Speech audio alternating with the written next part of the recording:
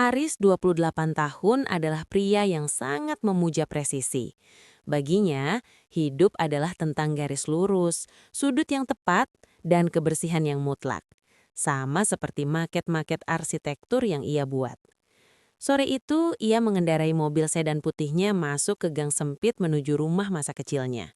Di jok samping, terletak sebuah map kolit berisi kontrak proyek apartemen mewah senilai miliaran rupiah yang baru saja ia tanda tangani. Ia turun dari mobil dengan setelan jas slim fit dan sepatu pantofel kulit Italia yang mengkilap, seolah-olah bisa digunakan untuk bercermin. Namun begitu kakinya menyentuh teras rumahnya yang masih beralaskan semen kasar, langkahnya mendadak terhenti. Bau itu menyerang hidungnya lebih dulu. Bau busuk yang tajam, campuran antara air limbah, sampah organik yang membusuk, dan lumpur mati. Di depan pintu utama tergeletak sepasang sepatu bot karet berwarna kuning yang sudah berubah warna menjadi kecoklatan. Bot itu masih basah, mengeluarkan cairan hitam yang perlahan mengalir dan mengotori lantai teras yang baru saja disapu. "Pak, Bapak!" teriak Aris sambil refleks menutup hidungnya dengan sapu tangan sutranya. "Bapak di dalam tidak sih?" Pintu terbuka. Pak Tarno muncul dengan nafas terengah-engah. Tubuhnya yang kurus dibalut kaos oblong abu-abu yang sudah penuh lubang di bagian ketiak dan leher. Lengannya hitam, bukan karena kulit aslinya, melainkan karena jelaga dan lumpur selokan yang mengering hingga ke kuku-kukunya. Aris, sudah sampai, Le. Maaf banget," ujar Pak Tarno gagap. Ia buru-buru mengambil bot karet itu dengan tangan telanjang, membuat tangannya makin kotor. "Tadi ada sumbatan parah di gorong-gorong pasar. Bapak harus masuk sampai ke dalam sekali supaya airnya tidak meluap ke jalan. Bapak buru-buru pulang karena takut telat sholat asar." Aris membuang muka. Matanya menatap jijik ke arah bot yang sedang diangkat ayahnya. "Pak, Aris sudah berapa kali bilang, kalau pulang kerja, bot itu ditaruh di gudang belakang atau di kamar mandi belakang. Jangan ditaruh di depan pintu utama. Malu kalau ada kolega Aris yang tidak sengaja lewat atau lihat." Pak Tarno hanya tersenyum kecut, mencoba mengelap sisa lumpur di lantai dengan sepotong kain perca yang tak kalah kotornya. "Iya, Riz, Bapak lupa tadi. Bapak cuma senang kamu mau datang sore ini. Bapak tadi beli pisang goreng di pasar buat kamu." "Aris tidak mau makan, Pak. Aris mau pindah," sahut Aris dingin. Ia melangkah masuk melewati ayahnya, sangat berhati-hati agar celana kain mahalnya tidak bersentuhan dengan baju Pak Tarno yang bau. Minggu depan Aris pindah ke apartemen di pusat kota. Tempatnya bersih, ada security-nya. Aris rasa Bapak tidak usah sering-sering ke sana kalau belum bersih benar. Aris tidak enak sama tetangga. "Oh, iya Riz, Bapak mengerti. Apartemen itu pasti mewah ya. Sepatu Bapak memang tidak cocok di sana," bisik Pak Tarno pelan, hampir tidak terdengar. Aris tidak mendengar, atau mungkin berpura-pura tidak mendengar. Ia sibuk memeriksa map kontraknya, memastikan tidak ada noda sedikit pun di sana. Ia tidak pernah tahu bahwa setiap inci kilap di sepatu pantofelnya adalah hasil dari setiap tetes keringat ayahnya yang harus bergelut dengan kotoran manusia di bawah tanah. Ia tidak tahu bahwa sol sepatu bot yang ia hina itu sudah sangat tipis, membuat kaki Pak Tarno sering tertusuk paku atau pecahan kaca di dalam selokan, hanya agar Aris bisa terus berjalan di atas karpet merah kesuksesan. 3 hari setelah kedatangannya, Aris terpaksa kembali ke rumah lama, karena ada beberapa dokumen masa kecil yang ia perlukan untuk keperluan paspor.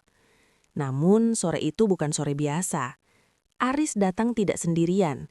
Ia membawa Pak Bram, calon investor utama yang akan mendanai firma arsitek mandiri milik Aris. "Rumahnya memang sederhana, Pak Bram, tapi disinilah saya belajar tentang struktur bangunan pertama kali," ucap Aris dengan nada sok rendah hati, mencoba membangun narasi sebagai pemuda mandiri yang sukses dari bawah di depan sang investor. Namun, jantung Aris nyaris copot saat mobil mewah Pak Bram berhenti tepat di depan rumah.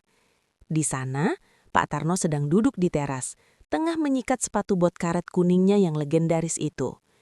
Air sabun yang hitam bercampur lumpur mengalir ke parit kecil di depan rumah. "Riz, itu ayah kamu?" tanya Pak Bram sambil melihat Pak Tarno yang bertelanjang dada, hanya memakai celana kolor, dengan tubuh penuh sisa-sisa lumpur yang belum kering. Wajah Aris memanas. Malu yang luar biasa menyergapnya. "Bukan, Pak. Itu orang yang saya sewa untuk bersih-bersih lingkungan sini. Biasa, Pak, daerah lama begini memang agak kumuh kalau tidak dibantu orang lingkungan." Aris bergegas turun dan mendahului Pak Bram.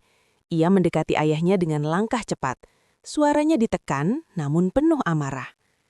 "Pak, cepat masuk ke dapur, sekarang. Jangan keluar sebelum Aris bilang," bisik Aris tajam. Pak Tarno mendongak, matanya yang mulai kabur menatap Aris dengan bingung. "Loh, Riz, ini Bapak baru mau selesai. Siapa itu yang kamu bawa? Mau Bapak buatkan kopi?" "Jangan, Pak. Cukup masuk. Bawa itu but busuk Bapak masuk lewat pintu belakang." Aris mendorong bahu ayahnya sedikit kasar. Pak Tarno tertegun. Ia melihat wajah anaknya yang penuh benci dan rasa malu. Tanpa kata, pria tua itu berdiri, memungut sepatu botnya yang masih basah, lalu berjalan tertatih-tatih menuju pintu dapur. Ia masuk dengan langkah membungkuk, seolah-olah ia adalah pencuri di rumahnya sendiri. Selama hampir 2 jam, Aris dan Pak Bram duduk di ruang tamu, membicarakan bisnis bernilai miliaran. Dari balik pintu dapur yang tertutup rapat, Pak Tarno mendengarkan setiap tawa dan percakapan mereka. Ia hanya bisa duduk di kursi kayu dapur yang keras, menatap sepatu bot di tangannya. Ia lapar. Ia ingin mengambil minum, tapi ia takut suaranya akan merusak pencitraan anaknya yang sedang menjadi orang besar. Saat Pak Bram pamit pulang, ia sempat memuji Aris. "Kamu hebat, Riz. Jarang anak muda sukses yang masih peduli lingkungan kumuh begini sampai sewa orang buat bersihin got." Aris hanya tersenyum bangga. "Hanya sedikit kontribusi, Pak." Begitu mobil Pak Bram menghilang, Aris langsung menuju dapur. Ia mendapati ayahnya duduk dalam kegelapan karena lampu dapur belum dinyalakan. "Pak, kenapa sih Bapak harus bersih-bersih di depan rumah saat jam-jam orang pulang kerja? Bapak sengaja mau bikin Aris malu?" Pak Tarno hanya menunduk, suaranya serak. "Bapak tadi pikir bot itu harus segera bersih supaya tidak bau saat kamu masuk rumah, Riz. Bapak tidak tahu kalau kamu bawa tamu. Maafkan Bapak ya." Pak Tarno menyerahkan sebuah bungkusan plastik kecil yang sejak tadi ia pegang. "Ini, tadi Bapak beli martabak kesukaan kamu pakai uang tips bersihin gorong-gorong pasar. Sudah dingin mungkin, tapi masih enak." Aris melihat plastik yang agak kusam itu dengan tatapan dingin. "Aris tadi sudah makan stik sama Pak Bram, Pak. Makan saja sendiri." Aris berbalik pergi, meninggalkan Pak Tarno sendirian di dapur yang sunyi. Pak Tarno membuka bungkusan itu, mengambil satu potong martabak yang sudah keras, lalu mengunyahnya pelan. Air matanya jatuh perlahan, namun ia segera menyekanya dengan punggung tangan yang masih berbau sabun deterjen. Deterjen yang ia beli dengan sisa uang hari itu, agar sepatu botnya tidak lagi membusukkan masa depan anaknya. Seminggu setelah kejadian investor itu, Aris meletakkan sebuah map beludru berwarna biru tua di meja makan. Itu adalah undangan wisuda S2-nya. Namun, ekspresi wajah Aris tidak menunjukkan kegembiraan, melainkan keraguan yang amat sangat. "Pak, ini undangan wisuda Aris bulan depan, di gedung pertemuan besar di pusat kota," ujar Aris datar. Mata Pak Tarno seketika berbinar. Ia mengelap tangannya berkali-kali ke celana sebelum berani menyentuh map mewah itu. "Wisuda lagi, Riz? Yang sekolahnya lebih tinggi dari kemarin?" "Iya, Pak, S2. Tapi..." Aris menggantung kalimatnya. "Tapi di sana tamunya orang-orang penting semua. Teman-teman Aris banyak yang bawa orang tua yang penampilannya rapi. Aris sudah belikan Bapak setelan jas dan sepatu kulit baru di kamar. Bapak harus pakai itu nanti. Dan satu lagi, Pak, tolong jangan bawa-bawa but karet itu, biarpun hujan." Pak Tarno mengangguk jepat, hampir terlalu bersemangat. "Iya, Riz. Bapak pakai jasnya. Bapak simpan rapi. Bapak tidak akan bikin malu kamu di depan teman-teman hebatmu." Namun, ada satu masalah besar yang Aris tidak tahu. Jas dan sepatu yang dibelikan Aris, ukurannya terlalu pas. Sementara kaki Pak Tarno sudah membengkak akibat terlalu sering terendam air kotor dan terinfeksi kutu air yang parah. Setiap kali Pak Tarno mencoba sepatu kulit pemberian Aris, ia meringis kesakitan.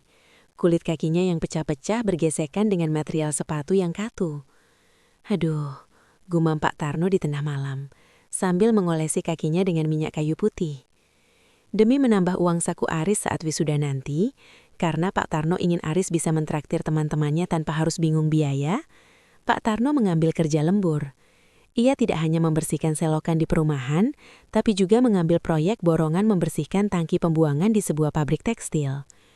Pekerjaan itu jauh lebih kotor dan berbahaya. Cairan kimianya sangat keras.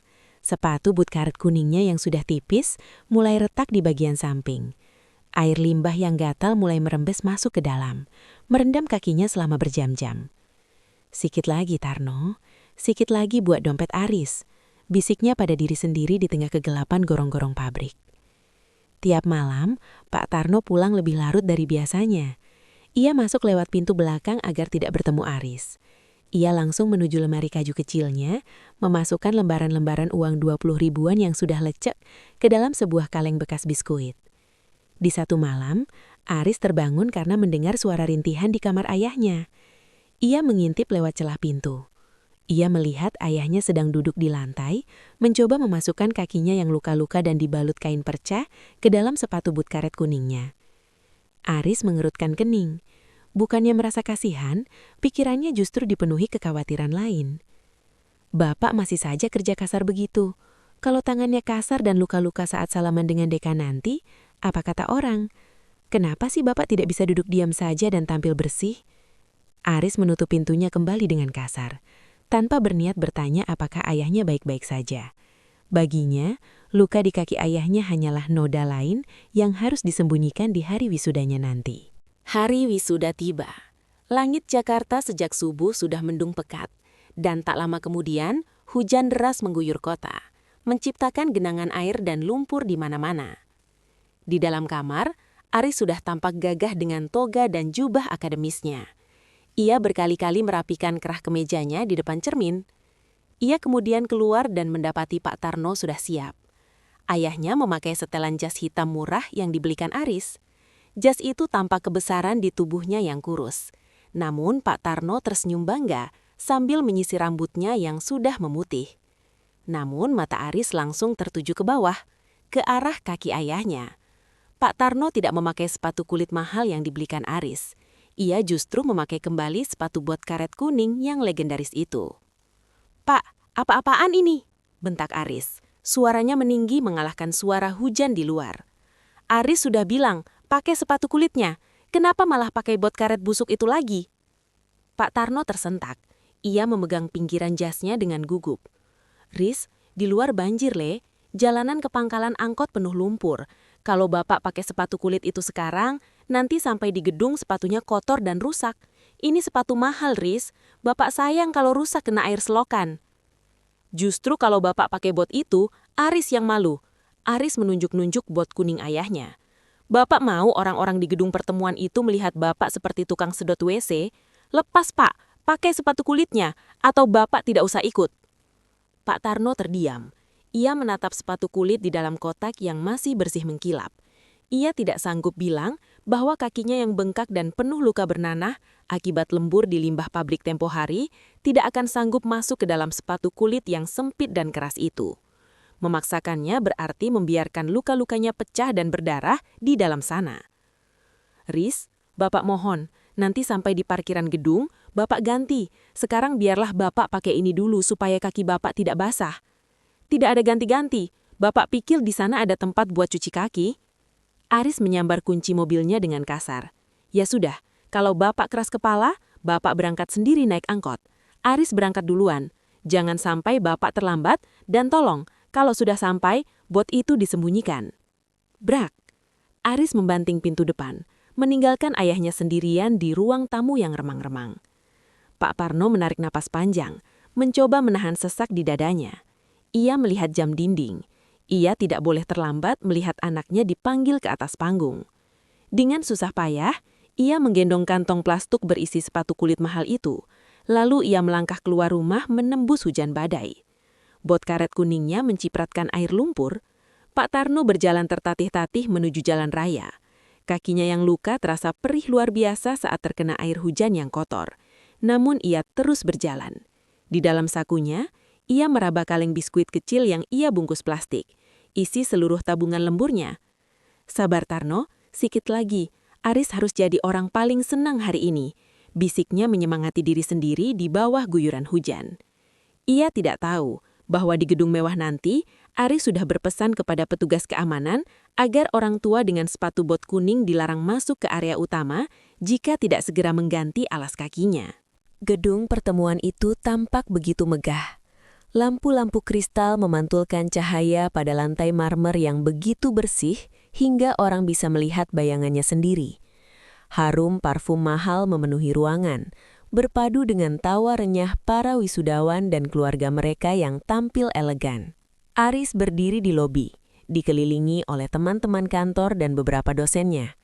Ia tampak bersinar, namun matanya terus melirik ke pintu masuk dengan penuh kecemasan. Tiba-tiba, perhatian beberapa orang di dekat pintu beralih. Sosok Pak Tarno muncul, tubuhnya basah kuyup di bagian bawah. Jas hitamnya lembab karena terkena tampias hujan. Dan yang paling mencolok, seperti sebuah noda hitam di atas kain sutra, adalah sepatu bot karet kuning yang penuh lumpur melangkah di atas marmer putih yang suci itu. Riz, itu siapa? Tukang ledeng gedung ya? Kok masuk lewat pintu depan? Tanya seorang teman Aris sambil tertawa kecil. Wajah Aris seketika memerah padam. Ia ingin menghilang saat itu juga. Ia melihat ayahnya dengan nafas terengah-engah mendekat ke arahnya, membawa kantong plastik berisi sepatu kulit. "Aris, Bapak sampai, Les!" Suara Pak Tarno terdengar parau. Ia tidak sadar bahwa setiap langkah botnya meninggalkan jejak lumpur coklat di lantai mewah itu. "Maaf, angkotnya macet. Bapak jadi jalan kaki dari perempatan." Aris tidak menyambutnya. Ia justru menarik lengan ayahnya dengan kasar menuju sudut ruangan yang sepi. "Pak, Bapak mau hancurkan reputasi Aris?" Desis Aris dengan suara rendah namun penuh kemarahan. "Lihat lantai itu. Semua orang menertawakan Bapak. Kenapa belum diganti sepatunya? Tadi di luar airnya tinggi sekali, Riz. Bapak takut sepatu kulit ini terendam kalau Bapak ganti di pinggir jalan." Jawab Pak Tarno gugup. Ia segera duduk di lantai, mencoba melepas bot karetnya dengan tangan gemetar. Saat bot itu terlepas, bau tidak sedap dari luka kakinya yang lembab menyeruak. Beberapa tamu yang lewat menutup hidung mereka. Aris merasa harga dirinya diinjak-injak. "Sudah, pakai sepatu kulitnya sekarang, lalu Bapak duduk di kursi paling belakang. Jangan cari Aris, jangan panggil nama Aris di depan teman-teman Aris." Pak Tarno meringis saat memasukkan kakinya yang bengkak ke dalam sepatu kulit itu. Rasa sakitnya seperti ditusuk ribuan jarum, namun ia hanya menggigit bibirnya agar tidak berteriak. Acara dimulai. Nama Aris dipanggil ke atas panggung sebagai lulusan terbaik. Tepuk tangan riuh memenuhi ruangan. Pak Tarno berdiri di barisan paling belakang, terhalang oleh tiang besar. Ia tidak bisa melihat wajah anaknya dengan jelas, tapi ia ikut bertepuk tangan paling keras. Air matanya menetes, bukan karena sakit di kakinya, tapi karena bangga. Setelah acara selesai, teman-teman Aris mengajak foto bersama. Riz, foto sama keluarga kamu mana? Ayah kamu mana?" Tanya salah satu teman wanitanya. Aris melirik ke belakang, melihat Pak Tarno yang sedang mencoba berjalan mendekatinya dengan langkah yang sangat aneh. Setengah pincang karena menahan sakit yang luar biasa dari sepatu kulitnya. "Ayah saya sedang tidak enak badan, jadi tidak bisa dakang. Tadi yang di depan itu cuma kerabat jauh yang antar barang." Bohong Aris dengan lancar. Pak Tarno yang hanya berjarak 5 meter mendengar kata-kata itu dengan sangat jelas. Langkahnya terhenti. Ia melihat anaknya tertawa dan berpose bersama teman-temannya yang cantik dan tampan. Pak Tarno perlahan mundur. Ia berbalik arah dan berjalan keluar gedung sendirian. Di luar, hujan masih turun. Pak Tarno duduk di tangga samping gedung yang sepi. Ia melepas sepatu kulit mahal itu. Kaos kakinya sudah berubah warna menjadi merah, darah dari luka kakinya yang lembab merembes keluar. Ia mengambil kembali bot karet kuningnya yang ia simpan di dalam plastik. Ia memakainya kembali dengan helaan nafas lega yang menyakitkan. Lalu ia mengeluarkan kaleng biskuit dari dalam jasnya. "Gak apa-apa, Tarno. Yang penting Aris sudah jadi orang besar. Orang besar memang gak boleh punya bapak yang bau selokan." bisiknya pada diri sendiri sambil menatap foto Aris kecil yang ia simpan di dalam kaleng itu. Sebulan setelah wisuda, Aris benar-benar mewujudkan mimpinya. Ia pindah ke sebuah apartemen studio di lantai 12 dengan pemandangan gedung-gedung pencakar langit. Di sana, semuanya serba putih, minimalis, dan wangi aromaterapi. Aris merasa telah berhasil memutus rantai kemiskinan dan kebauan masa lalunya. Sementara itu, di rumah lama, Pak Tarno semakin sering duduk di dipan kayu depan rumah. Infeksi di kakinya akibat luka saat wisuda kemarin tidak kunjung sembuh. Bukannya beristirahat, Pak Tarno justru semakin giat bekerja. Ia butuh uang lebih untuk biaya pemeliharaan makam istrinya. Dan tentu saja untuk mengisi kaleng biskuit yang ia siapkan sebagai hadiah kejutan untuk kantor baru Aris nanti. Suatu sore, Pak Tarno nekat datang ke apartemen Aris. Ia naik bus 3 kali, membawa tas belanja besar berisi hasil bumi dari pasar, pisang, singkong, dan beberapa botol jamu tradisional. Namun, setibanya di lobi apartemen yang mewah, Pak Tarno langsung dicegat oleh petugas keamanan. "Maaf Pak, mau cari siapa? Pengiriman barang lewat pintu belakang," ujar petugas itu sambil menatap curiga pada pakaian Pak Tarno yang lusuh dan sepatu but kuningnya yang mulai retak di sana-sini. Saya mau antar ini buat anak saya, Aris. Dia tinggal di lantai 12, jawab Pak Tarno dengan suara yang mulai gemetar karena lelah. Petugas itu menghubungi Aris lewat interkom. Di atas, Aris yang sedang menjamu rekan kerjanya seketika membeku mendengar deskripsi petugas tentang seorang pria tua membawa tas pasar dan memakai but kuning. "Bilang saja saya sedang tidak ada di tempat, suruh dia tinggal barangnya di pos satpam saja," jawab Aris dingin lalu segera menutup telepon. Pak Tarno tertegun saat petugas itu menyampaikan pesan Aris. Ia melihat tas belanjanya, lalu melihat ke arah lift yang mengkilap. Ia tahu Aris ada di atas. Ia tahu Aris hanya malu.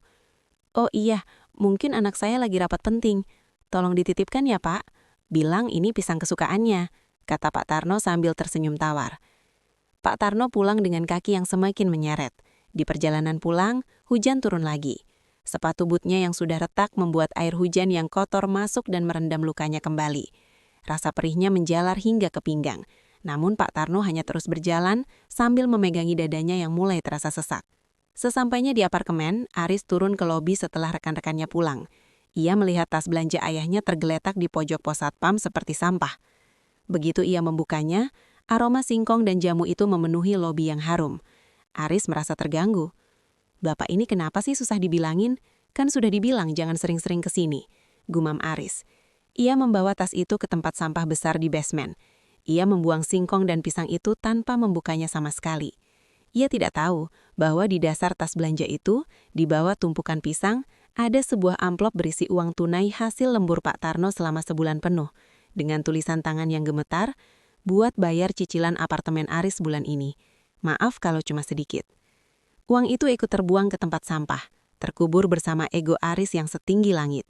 Sementara di rumahnya, Pak Tarno mulai menggigil kedinginan, menatap lemari kaca kosong yang baru ia beli dari tukang loak. Lemari yang rencananya akan ia gunakan untuk menyimpan semua kenangan tentang kesuksesan anaknya. 2 minggu berlalu tanpa satupun telepon dari Pak Tarno. Biasanya, setidaknya 2 hari sekali ada pesan singkat atau telepon tak terjawab yang masuk ke ponsel Aris. Hanya sekadar menanyakan, "Sudah makan, Le?" Atau, "Hujan di sana, bawa payung ya." Awalnya Aris merasa lega. "Syukurlah, mungkin Bapak sudah sadar kalau aku sibuk," pikirnya sambil menikmati kopi mahal di balkon apartemennya. Namun rasa lega itu perlahan berubah menjadi kegelisahan yang aneh. Aris memutuskan untuk pulang sebentar ke rumah lama, hanya untuk memastikan ayahnya tidak membuat malu dengan datang lagi ke apartemennya. Sesampainya di rumah, suasana tampak sepi. Bau lumpur selokan yang biasanya menyengat di teras kini menghilang, digantikan oleh bau karbol yang tajam. Aris masuk dan mendapati Pak Tarno sedang duduk bersila di depan sebuah lemari kaca kecil yang baru dibelinya. Lemari itu tampak kontras dengan perabotan rumah yang butut. Kacanya bening dan berkilat. "Pak, Aris pulang," panggil Aris. Pak Tarno menoleh perlahan. Wajahnya tampak jauh lebih tirus. Matanya cekung dan gerakannya melambat. Aris, sudah pulang? Lihat, Riz, Bapak punya lemari baru. Bagus kan?" Aris mendekat, dahi berkerut. Buat apa Bapak beli ginian? Buang-buang uang saja. Mau ditaruh piring? Bukan, jawab Pak Tarno dengan senyum yang dipaksakan. Ini buat menyimpan barang-barang berharga, supaya tidak kena debu, supaya tetap bersih seperti kamu. Aris melihat ke dalam lemari itu. Isinya masih kosong kecuali satu hal, sepatu kulit mahal yang Aris belikan untuk wisuda dulu. Sepatu itu diletakkan di rak paling atas, tampak megah di bawah lampu bohlam kuning. Bapak simpan itu di situ. Kenapa tidak dipakai saja kalau ada undangan? Tanya Aris sinis. Jangan, Riz. Ini terlalu suci buat kaki Bapak yang kotor. Biarlah dia di situ. Biar Bapak bisa lihat setiap hari kalau anak Bapak sudah jadi orang hebat yang bisa beli barang semewah ini. Aris memperhatikan bahwa sepatu but kuning ayahnya kini diletakkan di lantai, tepat di bawah lemari kaca itu. But itu tampak semakin hancur, robekannya ditambal dengan karet ban dalam. Aris tidak memperhatikan bahwa di samping but itu ada seember air hangat berisi garam yang sudah mendingin dengan sisa-sisa perban yang bercampur nanah dan darah. Bapak berhenti kerja saja lah, Pak. Aris kasih uang tiap bulan, tapi Bapak jangan keluyuran lagi pakai but itu. Aris malu kalau ada teman yang lihat Bapak masih bersihin got. Ucap Aris tanpa bertanya tentang kesehatan ayahnya. Pak Tarno hanya mengangguk pelan. Iya, Aris, Bapak sudah jarang keluar. Kaki Bapak cuma butuh istirahat sedikit. Aris pulang malam itu tanpa menyadari bahwa ayahnya sedang menahan demam tinggi. Setiap kali Pak Tarno bergerak, rasa sakit dari infeksi di kakinya menjalar seperti aliran listrik ke seluruh tubuh. Di dalam lemari kaca itu, Pak Tarno mulai memasukkan barang-barang lain. Foto Aris saat wisuda, sebuah pulpen murah yang pernah dipinjamkan Aris saat SMA, dan guntingan koran tentang proyek apartemen Aris. Bagi Aris, itu hanyalah lemari rongsokan. Bagi Pak Tarno, itu adalah satu-satunya tempat di mana dunia Aris dan dunia Pak Tarno bisa bersentuhan tanpa ada rasa malu. Di dalam lemari itu, semuanya bersih. Tidak ada lumpur, tidak ada bau sampah. Hanya ada cinta seorang ayah yang kini mulai dijemput ajal secara perlahan melalui luka yang ia sembunyikan di dalam sepatu botnya. Malam itu, langit Jakarta seolah tumpah. Hujan badai mengguyur tanpa henti, disertai petir yang menyambar-yambar. Di apartemennya yang kedap suara, Aris sedang merayakan keberhasilan proyek barunya dengan segelas kopi hangat. Tanpa tahu bahwa di sudut kota yang lain, ayahnya sedang berjuang melawan maut. Pak Tarno sedang menggigil di bawah selimut tipisnya ketika mendengar suara kepanikan dari luar rumah. Tetangganya, Bu RT, berteriak-teriak bahwa saluran air utama di gang mereka tersumbat total. Air hitam dari selokan mulai meluap masuk ke rumah-rumah warga. Pak Tarno, tolong Mbak, hanya Bapak yang tahu celah gorong-gorong itu, teriak warga dari balik jendela. Pak Tarno terbatuk. Kakinya yang bengkak terasa sangat berat, seolah terbuat dari timah. Namun, ia teringat satu hal. Di dalam lemari kacanya, ia ingin menaruh satu foto lagi. Foto Aris yang sedang tersenyum lebar di majalah properti yang baru ia beli. Ia butuh uang untuk membingkai foto itu dengan bingkai emas, agar layak bersanding dengan sepatu kulit Aris. Sikit lagi, satu kerjaan terakhir, bisiknya Parau. Dengan tangan gemetar, ia memasukkan kakinya yang bernanah ke dalam sepatu bot karet kuning yang sudah hancur itu. Rasa sakitnya begitu hebat hingga ia nyaris pingsan. Namun ia memaksakan diri berdiri. Ia mengambil senter dan besi pengaitnya, lalu keluar menembus badai. Di tengah genangan air setinggi pinggang, Pak Tarno bekerja sendirian. Ia meraba-raba di dalam air hitam yang dingin untuk mencari sumbatan sampah. Tubuhnya yang rentah dihantam arus air yang deras. Demi Aris, demi lemari itu tetap bersih. Ia merapal doa itu berkali-kali. Tiba-tiba, sebuah kayu besar hanyut terbawa arus dan menghantam kaki Pak Tarno yang sedang terluka. Ia terjatuh, wajahnya terbenam ke dalam air selokan yang kotor. Nafasnya tersedak lumpur. Ia mencoba bangkit, namun tenaganya sudah habis. Di tengah kegelapan dan deru hujan, Pak Tarno hanya bisa menatap ke arah cahaya lampu jalan yang remang-remang, membayangkan wajah Aris. Sepatu bot kuningnya terlepas satu, hanyut terbawa arus air hitam. Pak Tarno ditemukan warga beberapa jam kemudian dalam kondisi tidak sadarkan diri, memeluk besi pengaitnya erat-erat, seolah itu adalah satu-satunya pegangan hidup yang ia punya. Di saat yang sama, di lantai 12 apartemennya, Aris merasa gelisah. Ia melihat ke arah sepatunya yang tersusun rapi di rak, lalu tiba-tiba teringat aroma kopi yang biasa dibuatkan ayahnya. Ia mencoba menelpon, namun hanya terdengar suara operator. Paling bapak sudah tidur, gumam Aris, lalu kembali menarik selimutnya yang mahal, tanpa tahu bahwa saat itu ayahnya sedang dilarikan ke puskesmas dengan paru-paru yang penuh air selokan dan infeksi yang sudah menjalar ke seluruh darahnya. Pagi itu, Jakarta tampak bersih setelah dicuci hujan badai semalaman. Aris terbangun dengan perasaan segar. Ia memiliki janji temu dengan klien besar pukul 10 pagi. Sambil bersiul pelan, ia menyemir sepatu pantofelnya hingga berkilau sempurna. Baginya, kilap sepatu adalah harga diri. Tiba-tiba, ponselnya bergetar di atas meja marmer. Nama bapak muncul di layar. Aris menghela napas panjang. Pasti mau minta uang lagi atau tanya sudah makan belum, gumamnya malas. Ia membiarkan panggilan itu mati. Namun ponsel itu bergetar lagi, dan lagi, hingga 5 kali. Merasa terganggu, Aris akhirnya mengangkatnya dengan nada ketus. "Pak, kan Aris sudah bilang kalau jam segini jangan telepon dulu. Aris sibuk mau ada meeting." "Mas Aris, ini saya, Pak RT." Suara di seberang sana terdengar panik dan terengah-engah. Jantung Aris seolah berhenti berdetak sesaat. "Pak RT, kenapa ponsel Bapak ada di Bapak?" "Mas, Pak Tarno, tadi malam kecelakaan saat bersihin sumbatan got warga. Beliau pingsan di air. Paru-parunya kena air kotor, Mas. Sekarang di IGD Rumah Sakit Umum.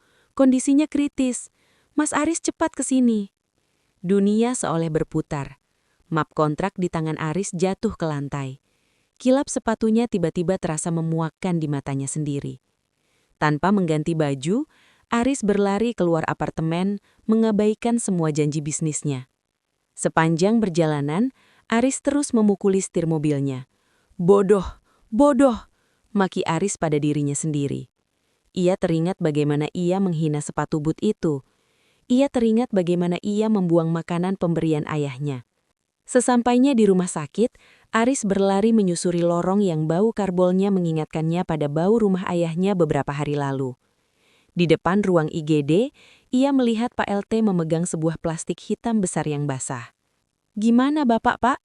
tanya Aris dengan suara bergetar. Pak RT menggeleng lemah.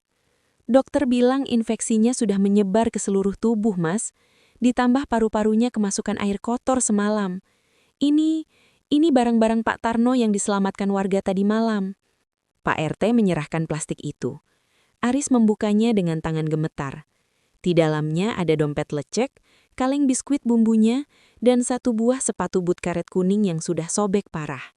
Satunya lagi hilang ditelan arus selokan. Aris memeluk but karet kotor itu ke dadanya. Ia tidak peduli lagi dengan jas mahalnya yang kini ternoda lumpur hitam. Bau busuk yang dulu ia benci, kini terasa seperti aroma paling berharga yang pernah ia hirup. Karena itu adalah aroma ayahnya. "Maafkan Aris, Pak. Maaf." Isak Aris pecah di depan pintu IGD. Seorang perawat keluar dengan wajah pucat. "Keluarga Bapak Tarno? Pasien ingin bertemu. Beliau terus membisikkan satu nama." Aris masuk dengan langkah lunglai. Di atas ranjang, Pak Tarno tampak sangat kecil di tengah peralatan medis yang besar. Matanya setengah terbuka, tangannya yang kasar dan penuh luka mencari-cari sesuatu di udara. "Aris, Leh," bisik Pak Tarno. Suaranya seperti gesekan amplas kering. "Iya, Pak. Aris di sini. Aris di sini, Pak." Aris menggenggam tangan ayahnya yang dingin. Pak Tarno menyinyum tipis, sangat tipis. "Sepatunya, jangan kena lumpur, Riz. Kamu orang besar, harus tetap bersih." Setelah kata-kata itu, bunyi panjang dari monitor jantung memecah kesunyian. Pak Tarno pergi dengan tenang, menyisakan Aris yang meraung memeluk kaki ayahnya. Kaki yang kini tak lagi bengkak, Kaki yang telah selesai menjalankan tugasnya mengantar sang anak menuju puncak dunia. Proses pemakaman telah usai. Tanah makam Pak Tarno masih basah, ditaburi bunga Kamboja yang harumnya bercampur dengan bau tanah yang lembab. Aris berdiri di sana sampai semua pelayat pulang, sampai matahari mulai tenggelam. Jas mahalnya sudah kumal, dan sepatu pantofelnya kini benar-benar tertutup lumpur makam. Namun kali ini, Aris tidak berniat membersihkannya. Ia melangkah pulang ke rumah lamanya. Begitu gerbang kayu yang berderit itu dibuka, kesunyian langsung menyergapnya. Tidak ada lagi suara sikat yang beradu dengan karet sepatu bot. Tidak ada lagi aroma kopi pahit dan pisang goreng. Aris melangkah masuk ke kamar ayahnya, sebuah ruangan kecil berukuran 3 kali 3 meter yang selama ini jarang ia masuki karena dianggap bau. Kamar itu sangat rapi. Di atas kasur tipis yang sudah cekung di bagian tengah, tergeletak sebuah kaos oblong bersih yang sudah disetrika. Mungkin disiapkan Pak Tarno untuk menyambut Aris jika sewaktu-waktu anaknya itu menginap. Pandangan Aris kemudian tertuju pada lemari kaca yang mereka bicarakan. Di bawah cahaya lampu jalan yang masuk lewat celah jendela, lemari itu tampak berkilau. Aris mendekat dan membuka pintu kacanya. Aroma kayu cendana dan sabun deterjen murah menyeruak. Di rak paling atas, sepatu kulit wisuda Aris masih tersimpan dengan gagah. Namun perhatian Aris teralihkan ke rak di bawahnya. Ada sebuah bingkai foto kayu sederhana yang baru saja dibeli. Di dalamnya, ada potongan majalah properti yang memuat profil Aris. Foto itu dipotong dengan sangat hati-hati, meski garisnya agak miring, mungkin karena mata Pak Tarno yang sudah kabur saat mengguntingnya. Di samping foto itu, Aris menemukan sebuah buku tabungan bank tua. Begitu dibuka, Aris terduduk lemas di lantai. Setiap tanggal 25, ada catatan setoran tunai sebesar Rp500.000. Nama pengirimnya kosong, namun ada catatan kecil di pinggirnya dengan pensil. Buat ganti sepatu Aris kalau rusak. Atau, buat Aris beli vitamin supaya tidak capek kerja. Aris menangis sejadi-jadinya. Selama ini ia merasa sukses karena kepintarannya sendiri. Ia tidak pernah tahu bahwa setiap kali ia meremehkan pekerjaan ayahnya sebagai tukang selokan, ayahnya justru sedang menyisihkan uang kotor itu untuk memastikan hidup Aris tetap bersih. Ia kemudian melihat ke bawah lemari. Di sana, satu buah sepatu bot kuning yang tersisa diletakkan Pak Tarno dengan sangat rapi. Seolah-olah itu adalah barang berharga yang setara dengan sepatu kulit Italia milik Aris. Saat Aris memindahkan bot itu, ia merasakan sesuatu yang berat di bagian dalamnya. Ia memasukkan tangannya ke dalam lubang bot yang lembab itu, dan jari-jarinya menyentuh sesuatu yang keras dan terbungkus plastik. Aris menariknya keluar. Itu adalah sebuah kunci kecil dengan gantungan kunci berbentuk miniatur rumah dan sebuah surat yang ditulis di balik kwitansi pembayaran listrik. "Kunci apa ini?" bisik Aris di tengah isaknya. Ia tidak tahu bahwa kunci itu akan membawanya pada rahasia terbesar Pak Tarno. Sebuah rahasia yang disimpan rapat-rapat di dalam sepatu bot kuningnya selama puluhan tahun. Aris memandangi kunci kecil itu dengan tangan gemetar. Kunci itu tampak usang, dengan sedikit noda karat di ujungnya. Namun permukaannya halus, seolah sering diusap. Ia teringat bagaimana ayahnya selalu tampak protektif terhadap sepatu bot kuningnya, bahkan saat bot itu sudah robek sana-sini. "Kunci apa ini, Pak?" bisiknya pada keheningan kamar. Aris mulai mencari-cari. Ia memeriksa kolong tempat tidur, lemari baju yang reot, hingga kebalik bingkai foto. Namun tidak ada kotak atau laci yang cocok dengan kunci tersebut. Pandangannya kembali terjatuh pada lemari kaca yang berkilau itu. Di bagian paling bawah lemari kaca, yang selama ini tertutup oleh bayangan sepatu bot, ternyata ada sebuah laci kecil yang tersembunyi, menyatu dengan alas kayu lemari tersebut. Aris berlutut, memasukkan kunci itu, dan klik. Laci itu terbuka. Di dalamnya tidak ada emas atau perhiasan. Hanya ada sebuah buku agenda kusam bersampul plastik dan sebuah kotak kayu kecil. Aris membuka buku agenda itu terlebih dahulu. Halaman pertamanya tertulis dengan huruf kapital yang kaku. Catatan langgah Aris. Aris membuka halaman demi halaman. Isinya adalah catatan harian yang sangat detail tentang biaya pendidikan Aris sejak SD hingga S2. 12 Juli, Aris minta sepatu bola. Harus lembur di gorong-gorong pasar 3 malam. Uang terkumpul. Aris senang sekali. Bapak lebih senang. 5 September, Aris bilang bau baju bapak bikin dia malu di depan teman SMA-nya. Maafkan bapak, Le. Besok bapak akan mandi pakai sabun lebih banyak sebelum kamu bangun. Air mata Aris jatuh tepat di atas tulisan itu, memudarkan tinta pulpen yang sudah tua. Ia sampai pada halaman terakhir, bertanggal tepat 2 hari sebelum ayahnya meninggal. Kaki bapak sudah tidak kuat lagi, tapi Aris baru saja buka kantor sendiri. Dia butuh modal. Modal itu bukan cuma uang, tapi doa yang bersih. Biarlah bapak yang kotor di bawah tanah, asal jalan Aris selalu terang di atas sana. Aris kemudian membuka kotak kayu kecil di samping buku itu.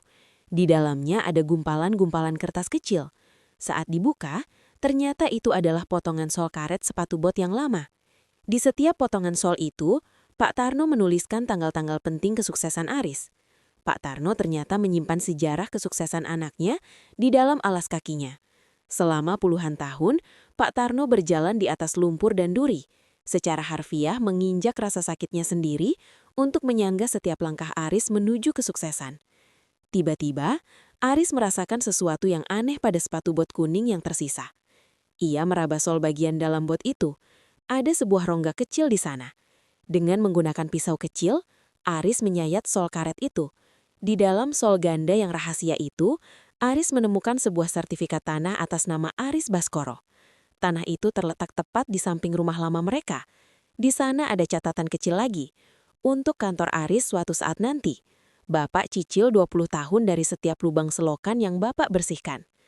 Aris tersungkur. Ia memeluk sepatu bot kuning yang sudah robek itu erat-erat. Sepatu yang dulu ia anggap sebagai simbol kemiskinan dan rasa malu, ternyata adalah brankas cinta yang paling suci.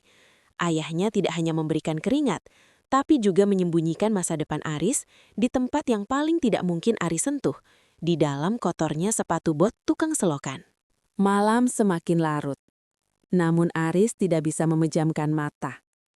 Ia masih duduk di lantai kamar ayahnya, dikelilingi oleh potongan-potongan sejarah hidupnya yang disimpan rapi oleh Pak Tarno.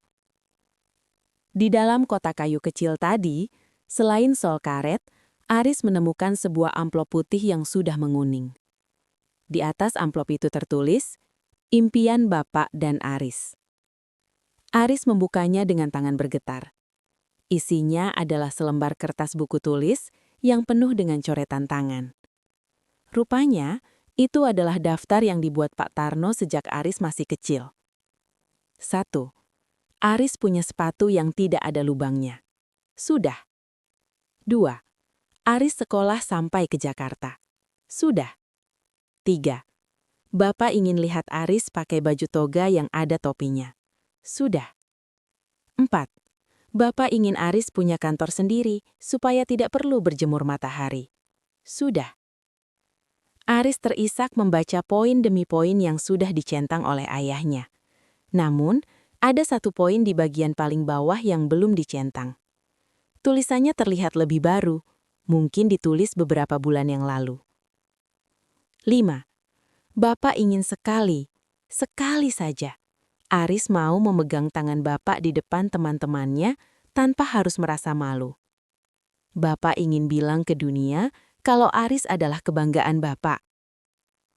Kalimat itu terasa seperti pedang yang menghujam dada Aris. Ia teringat kejadian di gedung wisuda, saat ia mengaku bahwa ayahnya adalah kerabat jauh dan menolak berfoto bersama. Ternyata, itu adalah impian terakhir Pak Tarno. Sebuah impian yang sangat sederhana. Hanya sebuah pengakuan, namun justru itulah yang paling kejam Aris hancurkan. Aris kemudian menemukan sebuah benda lagi di balik daftar itu. Sebuah jam tangan murah yang talinya sudah putus. Ia ingat jam itu. Itu adalah hadiah ulang tahun pertama yang Aris berikan kepada ayahnya dari gaji pertamanya. Aris ingat saat itu ia memberikannya dengan ogah-ogahan karena merasa jam itu murah dan tidak sesuai seleranya. Namun, di balik jam tangan itu, ada goresan kecil yang dibuat Pak Tarno dengan paku. Waktu Bapak adalah milik Aris. Aris bangkit berdiri. Ia menatap cermin di kamar ayahnya yang sudah buram. Ia melihat dirinya sendiri, seorang arsitek sukses dengan pakaian mahal, namun ia merasa sangat kecil, sangat miskin, dan sangat kotor dibandingkan ayahnya yang hanya seorang tukang selokan. Aris tidak pernah tanya impian bapak. Aris cuma sibuk sama impian Aris sendiri, raungnya dalam kesunyian. Ia mengambil kembali sepatu but kuning yang tersisa. Ia tidak lagi mencium bau busuk dari but itu. Baginya, but itu kini memiliki aroma pengorbanan yang lebih harum dari parfum manapun di apartemennya. Aris mengambil sebuah keputusan besar malam itu. Ia tidak akan kembali ke apartemennya yang steril. Ia akan tinggal di rumah ini, di antara bau tanah dan sisa-sisa langkah ayahnya, sampai ia bisa menemukan cara untuk menebus dosa-dosanya. Meskipun ia tahu, permintaan maafnya tidak akan pernah terdengar lagi oleh telinga Pak Parno. Keesokan paginya, Aris tidak pergi ke kantor. Ia mematikan ponselnya yang terus bergetar karena urusan bisnis. Ia duduk di teras, tempat biasanya Pak Tarno menyikat sepatu botnya. Di depannya tergeletak sepatu bot kuning yang hanya tinggal sebelah itu. Aris mengambil sikat plastik tua milik ayahnya dan seember air sabun.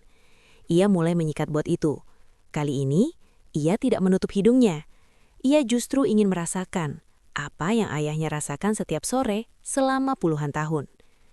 Saat ia sedang menyikat bagian dalam bot tersebut, jemarinya merasakan sesuatu yang mengganjal di bawah lapisan kain dalam yang sudah sobek. Aris merobeknya sedikit, dan ia menemukan sebuah plastik kecil yang dijahit dengan rapi ke dinding bagian dalam sepatu bot itu. Di dalam plastik itu, ada sebuah kartu kecil. Bukan kartu bank, melainkan kartu keanggotaan sebuah yayasan panti asuhan dan kwitansi-kwitansi pembayaran sekolah untuk 2 orang anak yang bukan siapa-siapa bagi Aris. Aris tertegun. "Siapa mereka, Pak?" bisiknya. Ia segera mendatangi alamat yayasan yang tertera di kartu itu. Sesampainya di sana, seorang pengurus yayasan menyambutnya dengan mata berkaca-kaca, begitu mendengar Aris adalah anak Pak Tarno. "Mas Aris, Pak Tarno sering cerita tentang Mas. Beliau bangga sekali punya anak arsitek," ujar pengurus itu. "Siapa anak-anak yang dibantu Bapak?" tanya Aris. Mereka adalah anak-anak dari rekan kerja Pak Tarno, sesama petugas kebersihan yang gugur saat bertugas di dalam gorong-gorong bertahun-tahun lalu. Pak Tarno diam-diam menyisihkan uang dari proyek tambahan, membersihkan selokan paling kotor demi memastikan sekolah mereka tidak putus. Beliau bilang, jangan sampai anak-anak ini kehilangan masa depan karena bapaknya mati di dalam lubang hitam. Aris terduduk lemas di kursi kayu panti. Ia baru menyadari bahwa sepatu bot karet yang ia hina itu bukan hanya menopang hidupnya, tapi juga menjadi jembatan hidup bagi orang lain yang nasibnya jauh lebih malang. Selama ini, Aris menganggap ayahnya adalah orang kecil dengan pekerjaan rendah. Ternyata di dalam dunia bawah tanah yang gelap dan berbau busuk, ayahnya adalah seorang pahlawan yang membawa cahaya bagi banyak orang. "Pak Tarno selalu datang pakai sepatu bot kuning itu ke sini, Mas. Biarpun sudah robek, beliau bilang bot itu adalah jimat keberuntungannya. Karena lewat bot itulah rezeki halal untuk Aris dan anak-anak yatim ini mengalir," tambah pengurus panti itu. Aris memandangi tangannya yang kini terkena sisa lumpur dari bot ayahnya. Ia teringat bagaimana ia dulu selalu buru-buru mencuci tangan jika tak sengaja bersentuhan dengan baju kerja ayahnya. Kini, ia justru merasa tangannya sangat kotor, bukan karena lumpur, tapi karena kesombongannya yang telah membutakan matanya dari kemuliaan hati seorang pria bernama Tarno. Aris pulang dengan satu tekad baru. Kebersihan bagi Aris bukan lagi tentang lantai marmer atau sepatu yang mengkilap, melainkan tentang hati yang tidak meninggalkan orang lain di saat mereka terjatuh. Aris kembali ke depan lemari kaca itu. Ia merasa masih ada yang kurang. Ia meraba-raba saku jas hitam murah yang pernah ia belikan untuk ayahnya. Jas yang dipakai Pak Tarno saat hari wisuda dan saat ia wafat. Di saku dalam, tepat di atas posisi jantung, Aris menemukan secari kertas yang sudah lecek, lembab, dan sedikit terkena noda darah yang sudah mengering. Kertas itu adalah naskah pidato sederhana. Rupanya, Pak Tarno telah mempersiapkan kata-kata jika suatu saat ia diberi kesempatan untuk bicara di depan teman-teman Aris atau sekedar untuk dibacakan pada Aris saat makan malam perayaan. Aris membacanya di bawah temaram lampu kamar. "Selamat ya, Aris. Anak Bapak sekarang sudah jadi orang besar. Bapak tulis ini karena Bapak takut lidah Bapak keluh kalau bicara langsung di depan orang-orang hebat temanmu. Bapak tahu, Bapak sering bikin Aris malu. Bapak tahu, bau badan Bapak sering bikin Aris tutup hidung. Maafkan Bapak, Le. Bapak sengaja tidak mau ganti pekerjaan, karena hanya dari lubang-lubang selokan itulah Bapak bisa melihat masa depanmu yang bersih.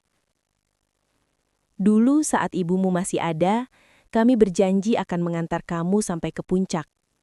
Sekarang Bapak sendirian, tapi Bapak tidak pernah merasa lelah. Setiap kali kaki Bapak sakit kena air kotor, Bapak cuma ingat satu hal. Anak Bapak tidak boleh merasakan sakit yang sama. Anak Bapak harus jalan di jalan yang rata, pakai sepatu yang bagus, dan tidak boleh ada lumpur di hidupnya. Riz, kalau nanti Bapak sudah tidak ada, tolong jangan buang sepatu bot kuning Bapak. Bukan karena itu barang mahal, tapi karena di dalam bot itu ada doa Bapak yang paling tulus setiap kali Bapak melangkah di dalam gelap. Jadilah orang besar yang tetap ingat membumi, ya Le. Aris merosot ke lantai, mendekap kertas itu ke dadanya. Suaranya pecah menjadi tangisan yang paling memilukan. Ia teringat bagaimana ia melarang ayahnya bicara, menyuruhnya duduk di kursi paling belakang dan berpura-pura tidak mengenalnya. Ternyata saat Aris merasa tinggi di atas panggung wisuda, ayahnya sedang menggenggam kertas ini di barisan belakang, menelan kembali semua kata-kata bangganya karena tidak ingin merusak citra anaknya. Aris baru sadar, kebersihan yang ia bangga-banggakan selama ini adalah hasil dari ayahnya yang rela menjadi kotor. Ayahnya adalah filter yang menyaring semua kepahitan hidup agar hanya kemanisan yang sampai ke tangan Aris. Malam itu Aris tidak tidur. Ia mengambil jas hitam ayahnya, sepatu bot kuning yang tersisa, naskah pidato itu, dan semua catatan tabungan. Ia mulai menyusun sebuah rencana. Ia tidak akan membiarkan pidato ini terkubur begitu saja. Aris ingin seluruh dunia tahu siapa pria di balik sepatu bot kuning itu. 1 tahun kemudian, sebuah gedung firma arsitektur baru berdiri megah di pusat kota. Desainnya unik, modern, namun memiliki banyak elemen air dan taman hijau yang asri. Di depan lobi utama gedung itu, tidak ada patung perunggu tokoh terkenal atau dekorasi abstrak yang mahal. Di sana, di dalam sebuah lemari kaca setinggi manusia yang sangat bersih, terpajang sepasang alas kaki yang sangat kontras. Di rak atas, ada sepasang sepatu pantofel kulit Italia yang sangat mahal. Di rak bawah, ada satu buah sepatu bot karet kuning yang sudah tua, retak, dan penuh tambalan. Gedung itu diberi nama Tarno, Architecture and Social Foundation. Hari itu adalah hari peresmiannya. Aris berdiri di depan podium, mengenakan setelan jas yang rapi. Namun, ada yang berbeda. Ia tidak lagi tampak kaku atau angkuh. Saat ia mulai bicara, matanya tertuju pada lemari kaca di sudut ruangan. Dulu, saya adalah seorang pria yang sangat takut pada kotoran. Suara Aris menggema, tenang namun penuh emosi. Saya malu pada bau lumpur. Saya benci pada sisa air selokan. Saya bahkan malu pada ayah saya sendiri, seorang petugas kebersihan gorong-gorong. Para tamu undangan, termasuk pejabat kota dan rekan bisnis, terdiam menyimak. Saya menghabiskan waktu bertahun-tahun merancang gedung-gedung indah agar saya bisa melupakan dari mana saya berasal. Tapi saya lupa satu hal. Sebuah gedung semegah apapun akan runtuh jika pondasinya tidak kuat. Dan ayah saya, beliau adalah pondasi hidup saya. Beliau rela bergelut di kegelapan bawah tanah agar saya bisa berdiri di bawah lampu kristal ini. Aris mengambil naskah pidato tua yang ia temukan di saku ayahnya, bab 14, dan membacakannya dengan suara yang bergetar. Seluruh ruangan mendadak sunyi. Beberapa tamu terlihat menyeka air mata. Kantor ini bukan hanya untuk merancang gedung mewah, lanjut Aris. Setengah dari keuntungan firma ini akan dialirkan ke yayasan yang fokus pada kesejahteraan petugas kebersihan kota dan pendidikan anak-anak mereka. Saya ingin memastikan bahwa tidak ada lagi anak yang merasa malu pada orang tuanya hanya karena pekerjaan mereka kotor. Setelah acara selesai, Aris berjalan menuju lemari kaca itu. Ia menyentuh permukaan kaca di bagian sepatu bot kuning ayahnya. Ia kini sadar, sepatu bot itu bukan lagi simbol kemiskinan. Baginya, itu adalah sepatu paling bersih yang pernah ada di dunia. Karena di dalamnya tersimpan cinta yang tidak pernah menuntut balas, pengorbanan yang tidak pernah mengeluh, dan doa yang tidak pernah putus. Aris keluar dari gedung, hujan turun rintik-rintik. Ia melangkah menuju mobilnya. Namun kali ini, ia tidak lagi menghindar saat kakinya harus menginjak genangan air di trotoar. Ia tersenyum menatap langit. "Pak, sekarang Aris sudah tidak takut kotor lagi. Karena Aris tahu, di setiap langkah Aris yang bersih, ada jejak hati Bapak yang selalu menemani." Di rumah lama, di kamar Pak Tarno yang tetap terjaga rapi, cahaya matahari sore menembus jendela, menyinari lemari kaca kecil yang kini berisi foto Aris yang sedang tersenyum lebar sambil memegang tangan ayahnya. Hasil editan foto yang dulu sempat ditolak Aris. Di bawahnya, hanya ada satu botol jamu dan sebuah kaleng biskuit yang kini berisi surat-surat cinta Aris untuk ayahnya yang sudah berada di surga. Langkah sunyi sepatu bot ayah kini telah menjadi gema yang menginspirasi dunia.